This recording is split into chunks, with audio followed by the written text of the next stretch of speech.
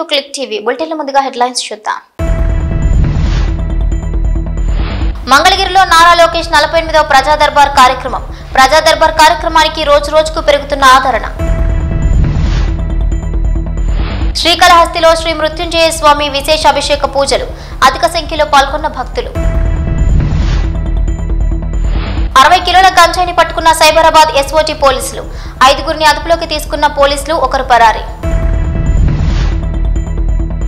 చెంచుల జీవన స్థితిగతులను మార్చేందుకు కాంగ్రెస్ ప్రజా ప్రభుత్వం కృషి చేస్తుందన్న మంత్రి సీతక్క. మంగళగిరిలో నారా లోకేష్ 48వ ప్రజా దర్బార్ కార్యక్రమాన్ని నిర్వహించారు.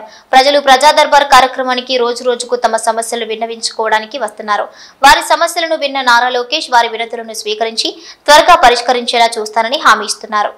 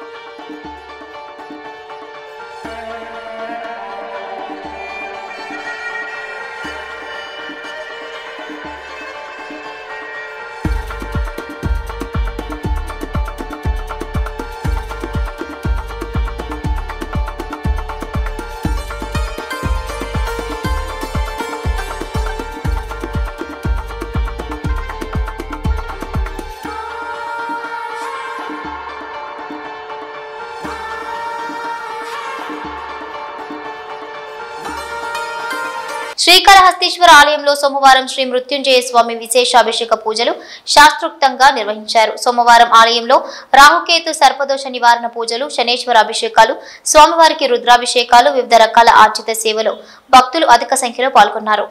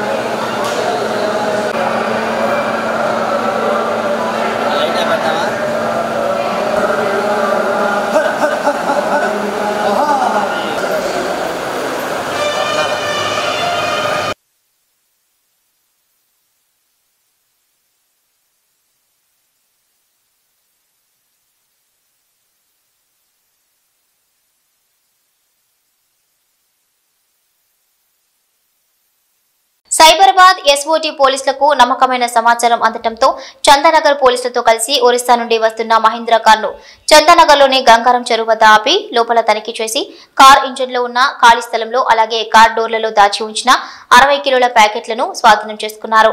చమన్, శివంపేట ఉమాకాంత్, అర్జున సాయి కృష్ణలను అదుపులోకి తీసుకున్నారు. రాకేష్ దాస్ పరారీలో ఉన్నాడు.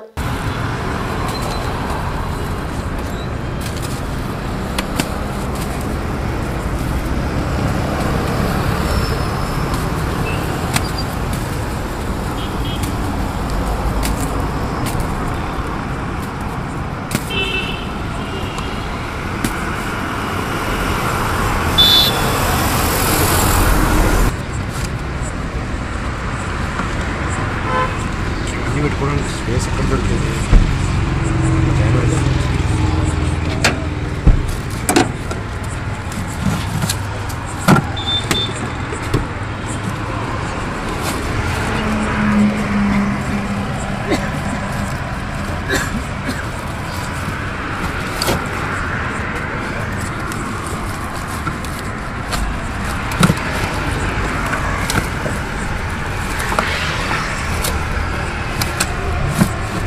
నాగర్ కర్నూల్ అడవులను రక్షిస్తూనే అడవులను నమ్ముకుని జీవనం సాగిస్తున్న చెంచుల జీవన స్థితిగతులను మార్చేందుకు కాంగ్రెస్ ప్రజాప్రభుత్వం కృషి చేస్తుందని రాష్ట్ర పంచాయతీరాజ్ శ్రీ శిశు సంక్షేమ శాఖ మంత్రి సీతక్క అన్నారు. నాగర్ కర్నూల్ జిల్లా అమరాబాద్ నల్లమల అడవి ప్రాంతంలో చెంచులకు సిపిఎం ట్రస్ట్ ద్వారా ఏర్పాటు చేసిన దుప్పట్ల పంపిణీ కార్యక్రమాన్ని స్థానిక ఎమ్మెల్యే డాక్టర్ వంశీకృష్ణతో కలిసి దుప్పట్లు పంపిణీ చేశారు. ఈ సందర్భంగా ఆమె మాట్లాడుతూ త్వరితగతిన అంతరించిపోతున్న ఆదిమ జాతి చెంచు బిడ్డలను రక్షించుకోవాల్సిన బాధ్యత ఈ ప్రభుత్వంపై ఉందన్నారు. అడవులను రక్షించడంతో పాటు అడవిని నమ్ముకుని జీవిస్తున్న చెంచులకు కావలసిన కనీస మౌలిక సదుపాయాలను కల్పించేందుకు ప్రభుత్వం కట్టుబడి ఉందన్నారు. అమరాబాద్ నల్లమల ప్రాంతంలోని పర్యాటక ప్రాంతాలను టూరిజం హబ్ లోకి తీసుకువెళ్లి సీఎం రేవంత్ రెడ్డి, మంత్రి జూపల్లి కృష్ణారావు సహకారంతో అభివృద్ధి చేయడంతో పాటు స్థానిక చెంచు యువతకు ఉపాధి అవకాశాలు మెరుగుపడతాయని అన్నారు. మల్లెల తీర్థం పర్యాటక ప్రాంతాన్ని ఆమె సందర్శించారు. నల్లమల్లకు వచ్చిన మంత్రి సీతక్కకు స్థానిక ఆదివాసీ గిరిజనులు సాంప్రదాయ నృత్యాలతో ఘనంగా స్వాగతం పలికారు.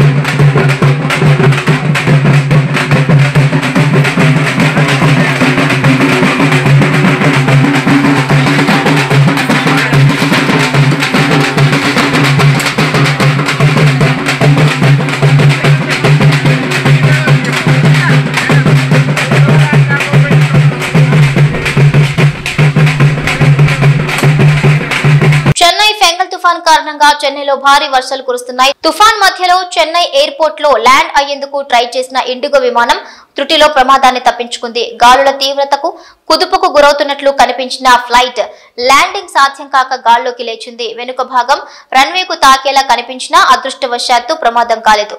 తుఫాన్ దృష్ట్యా మంగళవారం వరకు చెన్నై ఎయిర్పోర్ట్ కు రాకపోకలను అధికారులు నిలిపివేశారు.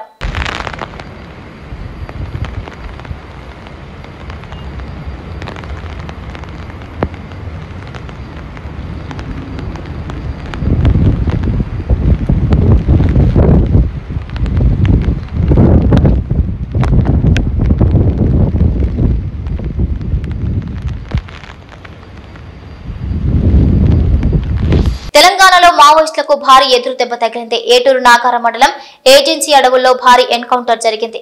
ఎదురు కాల్పుల్లో 7 మావోలు మృతి చెందినట్లుగా తెలుస్తోంది. చెల్పాక అటవీ ప్రాంతంలో గ్రేహౌండ్స్ బలగాలు మావోయిస్టుల మధ్య భీకర కాల్పులు జరిగాయి. ఎదురు కాల్పుల్లో నర్సంపేట ఏరియా కార్యదర్శి భద్రు మృతి చెందినట్లుగా సమాచారం. ఘటనా స్థలంలో భారీగా ఆయుధాలను పోలీసులు స్వాధీనం చేసుకున్నారు. 2 AK-47 రైఫిల్స్ తో పాటు మరికొన్ని పేలుడు పదార్థాలను సైతం స్వాధీనం చేసుకున్నారు. కాగా మావోయిస్టులపై గత కొన్ని నెలలుగా కేంద్ర ప్రభుత్వం ఉక్కుపాదం మోపుతోంది. ఈ మేరకు నవంబర్ 22న ఛత్తీస్గఢ్ రాష్ట్రం సుక్మా జిల్లాలో సైతం భారీ ఎన్కౌంటర్ నిర్వహించారు. ఆ ఎన్కౌంటర్ లో 10 మంది మావోలను భద్రతా దళాలు మట్టుబెట్టిన విషయం తెలిసిందే. అయితే తాజాగా ములుగు జిల్లాలో జరిగిన ఎన్కౌంటర్ ను పోలీసులు ధృవీకరించాల్సి ఉంది.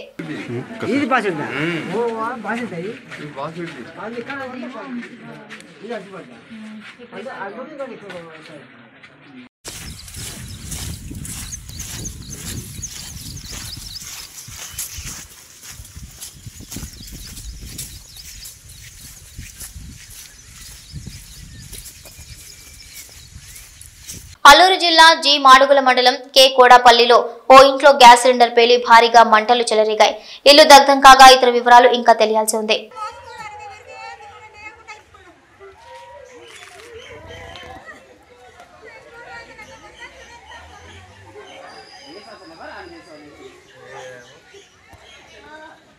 ఇదిరా ఈ పిన్ని భాస్కర్ బాబు వారే అదిగా ఉండింది. హలో హలో హలో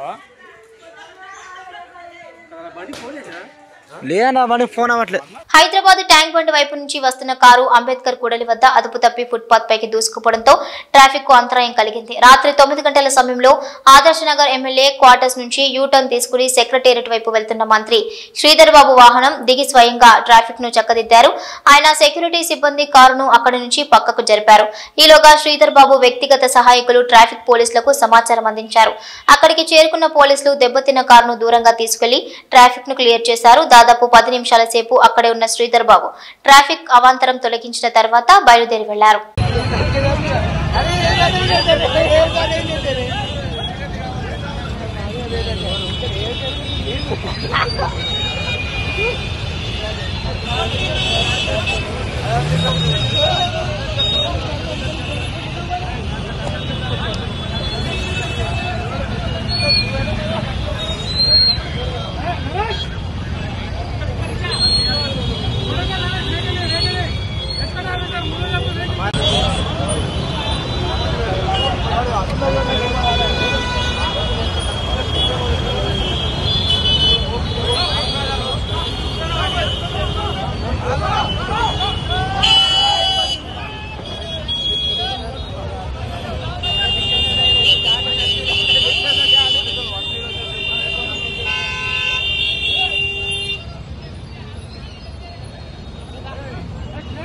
విశాఖ ఉక్కు ఉద్యమాన్ని ఇంటింటి ఉద్యమంగా బీఎస్పీ ఉధృతం చేయబోతుందని బీఎస్పీ జాతీయ కోఆర్డినేటర్ ఎంపీ రామ్జీ గౌతమ్ అన్నారు. విశాఖ స్టీల్ ప్లాంట్ వద్ద బహుజన్ సమాజ్ పార్టీ నిర్వహించిన మహాధర్నాలో ఆయన పాల్గొన్నారు. కార్మికుల ఉక్కు ప్రైవేటీకరణ వ్యతిరేక గళాన్ని పార్లమెంట్ లో వినిపిస్తామని హామీ ఇచ్చారు. కలిసికట్టుగా విశాఖ ఉక్కును కాపాడుకుందామని, దేశంలో రాజ్యాంగాన్ని గౌరవించే ఏకైక పార్టీ బీఎస్పీ మాత్రమే అని చెప్పారు.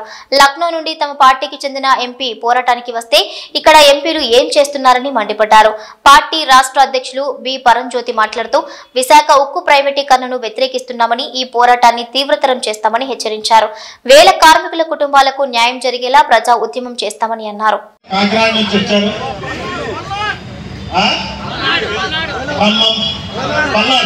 నుంచి వచ్చారు, ఏజెన్సీ ప్రాంతం నుంచి, ఏలూరు నుంచి, మా ఊరు నుంచి కూడా వచ్చారు, నర్సీపట్నం. సో వివిధ ప్రాంతాల నుంచి మీకు మద్దతుగా వీళ్ళందరూ వచ్చారనేది ఈ సందర్భంగా మీరు నాయకులందరూ గుర్తించుకోవాలి. ఈ సంస్థ ఉద్యోగుల సంస్థే కాదు, ఇది ఉద్యోగుల సమస్య కింద కొంతమంది ఉద్యోగులు ఆలోచిస్తున్నారు, అలాగే బయట వాళ్ళు కూడా ఆలోచిస్తున్నారు. బయట వాళ్ళు అలా ఆలోచించడం చాలా ప్రమాదకరం. ఆ ప్రమాదంలో ఉత్తరాంధ్ర ప్రాంతం ఈరోజు ఉంది. ఇది ఉత్తరాంధ్ర 5 లక్షల కుటుంబాలని ఆదుకుంటున్నటువంటి సంస్థ విశాఖ స్టీల్ ప్లాంట్. కేవలం 17,000 మంది ఉద్యోగుల కోసం కాదు ఈ స్టీల్ ప్లాంట్ ఉంది. 30,000 మంది గురించి, కాంట్రాక్ట్ ఎంప్లాయీస్ గురించి కాదు ఈ సంస్థ. ఈ సంస్థ ఇక్కడ ఉన్న జనాలందరికీ ఉంది. ఈ రోజున విశాఖపట్నం ఇంత గొప్ప సిటీగా రూపుదిద్దుకుందంటే కారణం విశాఖ స్టీల్ ప్లాంట్. అటువంటి విశాఖ స్టీల్ ప్లాంట్ ని ప్రైవేట్ పరం చేస్తే రేపొద్దు నిన్న ఏమైందో చూడండి. పవన్ కళ్యాణ్ ప్రైవేట్ పోర్టుకి కాకినాడకి వెళ్ళాలని చూస్తే రానివల. అయితే ఇదే పరిస్థితి ప్రైవేట్ పరం చేస్తే ఈ ప్రాంతానికి దాపురిస్తుంది. ఇది ఉత్తరాంధ్ర ప్రజలు ఒప్పుకుంటారా? ఇక్కడ 27 గ్రామాల ప్రజలు దాదాపుగా 22,000 ఎకరాలు ఇచ్చారు. అది కాకుండా దస్పల్లా భూములో వేరే భూములు ఉన్నాయి, అవి కూడా 5-6 ఎకరాలు ఇచ్చారు. మొత్తం 27,000 ఎకరాలు ఇచ్చారు. అదే అమరావతికి 33,000 ఎకరాలు ఇచ్చారు. కోతవేటు దూరంలో ఉన్నటువంటి ఎడవల్లి గ్రామంలో దళితుల భూమి 416 ఎకరాలు స్వాధీనం చేసుకుంటుంది ఈ ప్రభుత్వం. దళితులకు 3 ఎకరాల భూమి ఇవ్వరా అని చెప్పి మేము అడుగుతుంటే వాళ్ళకి ఇచ్చిన భూములు లాక్కుంటున్నారు. గ్రానైట్ పడిందని ఆ గ్రానైట్ లీజు దళితులకే వచ్చు కదా. చంద్రబాబు నాయుడు ఏమంటున్నాడు 20-30 కల్లా ఒక్కొక్క ఇంట్లో ఒక్కొక్క కుటుంబానికి ఒక్కొక్క పారిశ్రామికవేత్త అంటున్నాడు. మొన్నప్పుడు ఆ ఎడవల్లి గ్రామంలో 120 కుటుంబాల్లో 120 పారిశ్రామికవేత్తని గ్రానైట్ వ్యాపారం చేయొచ్చు కదా. అలా కాకుండా 2 పాలక కులాలకు చెందిన వాళ్ళే ఆ గ్రానైట్ భూముల్ని దోచుకోవటానికి ప్రభుత్వం సహకరిస్తుంది. అందువలన వాళ్ళకి ముడుపులు అందుతున్నాయి. ఈ రోజున ఉన్నట్టు ఖనిజ సంపద అంతా రేపు బాక్సైట్ కూడా మన విశాఖ ఏజెన్సీలో బాక్సైట్ కూడా ట్రైబల్స్కి వాళ్ళు ఇచ్చినట్లయితేనే వాటా ఇచ్చినట్లయితేనే అమరావతి రైతులకు ఎట్లయితే ఎకరానికి 1400 గజాలు ఇచ్చారో ప్రతి సంవత్సరం 30,000 రూపాయలు ఎలా అయితే ఇస్తున్నారో అదే మాదిరిగా మీరు ఎక్కడ ల్యాండ్ తీసుకున్నా భూమి ఇచ్చిన వాళ్ళు ఖచ్చితంగా వాటా పరిశ్రమల్లో మనం కోరినప్పుడే ఈ పరిశ్రమలు ఇట్లా అన్యాక్రాంతంగా ఈ భూమి అన్యాక్రాంతంగా ఉంటాయి. ఈ రోజున ఇక్కడ 22,000 ఎకరాలు ఇచ్చినటువంటి ప్రజలు ఎవరైతే ఉన్నారో వాళ్ళకి 1400 గజాలు చొప్పున స్థలం ఇవ్వమనండి. అదాని ఇస్తాడా, మోడీ ఇస్తాడా, చంద్రబాబు ఇస్తాడా నిర్ణయించుకోమనండి. అప్పుడే దానికి ఉద్యమిస్తేనే వీళ్ళ ఆటలు కట్ అవుతాయి. ఇలాంటి పరిస్థితి కేరళ లాంటి రాష్ట్రంలో జరగదు. ఇలాంటి పరిస్థితి మాయావతి వెళ్ళినటువంటి ఉత్తరప్రదేశ్లో జరగలే. అక్కడ దళితులకి ఆమె 3 ఎకరాల భూమి ఇచ్చింది. మొత్తం ఎంప్లాయ్మెంట్ అంతా పబ్లిక్ ఎంప్లాయ్మెంట్, పబ్లిక్ మన ప్రజల కోసం చేసింది. ఇక్కడంతా ప్రైవేట్ ఎంప్లాయ్మెంట్. రేపు పొద్దున మీకు తెలుసు గంగవరం పోర్ట్లో లోకల్ ఉద్యోగస్తులను అందరినీ తీస్తారు. అందరూ బయట వాళ్ళే. రేపు పొద్దున స్టీల్ ప్లాంట్ వెళ్తే స్టీల్ ప్లాంట్లో అందరూ బయట వాళ్ళే ఉంటారు. ఇక్కడ ఎవరు వీళ్ళని ఒక్కళ్ళు కూడా ఎంటర్ కానీ ఎవరు. ఇక్కడ చీఫ్ మినిస్టర్ని కూడా బయట నిలబెడతారు ఈ గేటు పక్కనే. ఆల్రెడీ పవన్ కళ్యాణ్ అక్కడ కాకినాడ పోర్ట్లో బయట నిలబెట్టారు. అదే జరుగుతుంది. ఇది ఏ రకమైనటువంటి పాలన ఆలోచించుకోవాలా. మీకు భయం ఉంటే, కేసులు భయం ఉంటే తప్పుకోండి. వేరే వాళ్ళు ముఖ్యమంత్రులు అవుతారు. దమ్మున్నాడు ముఖ్యమంత్రి అవుతాడు, రాష్ట్ర సంపదను పాటిస్తాడు. అంతేగాని కేసులకు భయపడి రేపొద్దున ఈడీ ఏం చేస్తుందో నా మీద, నన్ను మళ్ళీ లోపల పెడతారనే భయంతో ఎందుకు ఈ రాజకీయాలు? ఎవరి కోసం ఈ రాజకీయాలు? ఇది ముఖ్యంగా రాష్ట్ర ప్రభుత్వాన్ని అటు 2 పార్టీలు, అటు వైసీపీ ఇటు టీడీపీ, ఈ 2 పార్టీల వల నుంచి మనం బయటకు కనుక తప్పుకోకపోతే ఈ రాష్ట్రం సర్వనాశనం అయిపోయింది. మరింత నాశనం. మనం అంతా భిక్షగాళ్ళగా తయారవుతాం. వీళ్ళంతా ఇక్కడ అదాని ఇక్కడ నడుపుకుంటా ఉంటే మనం అక్కడ ఏదో చిన్నగా అడుక్కు తినాల్సినటువంటి పరిస్థితులు ఉత్తరాంధ్ర ప్రజలకి దాపురిస్తుందని చెప్పి ఖచ్చితంగా మనం అందరం కలిసి ఈ ప్రయత్నాన్ని వమ్ము చేద్దాం. స్టీల్ ప్లాంట్ రక్షణ ఉద్యమాన్ని ముందుకు తీసుకెళ్దాం. ఎయిడ్స్ రోగులు సాధారణ రోగులే అని ఎమ్మెల్యే సంజయ్ అన్నారు. ప్రపంచ ఎయిడ్స్ దినోత్సవం సందర్భంగా జగిత్యాల జిల్లా కేంద్రంలోని ఐఎంఏ ఆధ్వర్యంలో అవగాహన ర్యాలీ నిర్వహించారు. ఈ ర్యాలీ ఐడిఓసి కార్యాలయం నుంచి ఐఎంఏ హాల్ వరకు నిర్వహించారు. నర్సింగ్ కాలేజీ విద్యార్థులు, మెడికల్ కాలేజీ విద్యార్థులు, డాక్టర్స్, వైద్య శాఖ అధికారులు పాల్గొన్నారు.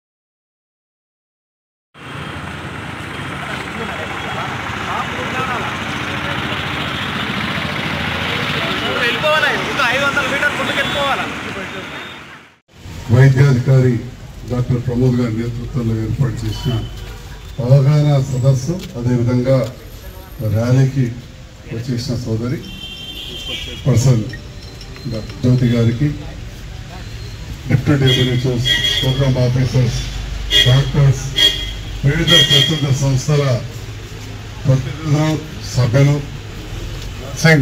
స్టాఫ్, డాక్టర్స్, అందరి పాత్రికేయ మిత్రులకు అందరికి కూడా పేరు పేరున నా హృదయపూర్వక నమస్కారాలు.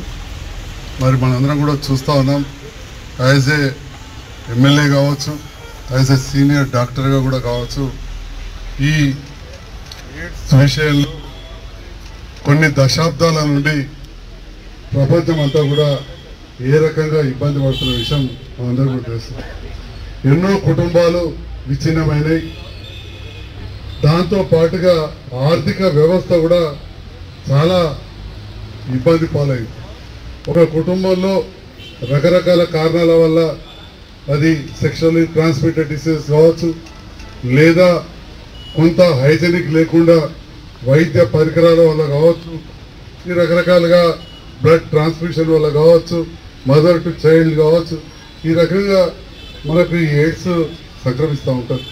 మరి సంక్రమించిన వాళ్ళను మన సమాజంలో దూరం ఉంచకుండా వాళ్ళను మన వాళ్ళలో ఒకరా కలుపుకొని ఈ ప్రభుత్వం ఏదైతే వాళ్ళ కొంత ఆసరా పెన్షన్ ఆసరా ఇస్తుందో దాంతో పాటుగా ఎయిడ్స్ కంట్రోల్ సొసైటీ ద్వారా ఇచ్చే మందుల గురించి వారు తీసుకోవాల్సిన జాగ్రత్తల గురించి మనం అవగాహన సదస్సు ఈరోజు ఏర్పాటు చేసాం. మరి ఈ సందర్భంలో నేను యాక్చువల్గా లోపల కూర్చోబెడతారు కావచ్చు, అందరూ ఒక అరగంట మాట్లాడతారు అనుకున్నాం. రెండరికి నిలబడ్డారు, చాలామంది అమ్మాయిలు ఉన్నారు, అబ్బాయిలు ఉన్నారు. ఇప్పటికీ కొంత లేట్ అయింది కాబట్టి ఒక యాజ్ ఏ డాక్టర్గా కూడా I say few words in brief క్లుప్తంగా కొన్ని విషయాలు చెప్తాం. మరి మీరందరూ కూడా చూస్తూ ఉంటారు, రొటీన్గా కొందరికి మనం సర్జరీ చేసినప్పుడు కావచ్చు, డెలివరీస్ అప్పుడు కావచ్చు, ప్రెగ్నెన్సీ అప్పుడు కావచ్చు, ఆ టెస్టులలో తెలుస్తూ ఉంటుంది. కొంతమందికి యాక్సిడెంట్ అయినప్పుడు తెలుస్తూ ఉంటుంది. మరి దాంతో పాటుగా ఆ వల్నరబుల్ కమ్యూనిటీస్ ఏముంటాయో ఈ సెక్షువల్లీ ట్రాన్స్మిటెడ్ డిసీజెస్ అట్లాంటివి కూడా కొన్ని లొకాలిటీస్ ఉంటాయి. ఇప్పటికి కూడా సమాజం నుంచి అట్లాంటివి పోలే. మరి అటువంటివి కూడా మరి ఆ వ్యభిచార గృహాలు కావచ్చు, అట్లాంటివి ఇక్కడ ఉన్నా కానీ తప్పకుండా అట్లాంటివి అన్నీ కూడా పోయేలాగా చూడాలి. మరి ఈ సందర్భంలో మా మిత్రులు డాక్టర్ ఐఎంఏ సెక్రటరీ గారు కూడా ఉన్నారు, అదేవిధంగా ట్రెజరర్ మెంబర్స్ కూడా ఉన్నారు. చాలా విషయాలు వారు చెప్తారని కూడా నేను భావిస్తూ ఉన్నా. లోపల కూడా ప్రాజెక్ట్ పెట్టి చేస్తూ ఉన్నారు. మరి ఈ సందర్భంలో ఇక్కడున్న ఎన్జిఓస్ కావచ్చు, మా మీడియా మిత్రుల ద్వారా తెలియజేసేందంటే మరి ఏదైతే ఎయిడ్స్ వ్యాధిగ్రస్తులు ఎవరైతే ఉంటారో వాళ్ళకు మనం ముడితేనో తాకితేనే రాదు, కలిసి తింటే రాదు, కలిసి ఉంటే రాదు. కానీ ఒక సెక్షువల్ ట్రాన్స్మిటెడ్ వాటి వల్లనే వస్తుంది కాబట్టి వాళ్ళను మనం దూరం ఉంచవద్దు. ఉంచినా కానీ నేరం అవుతుంది.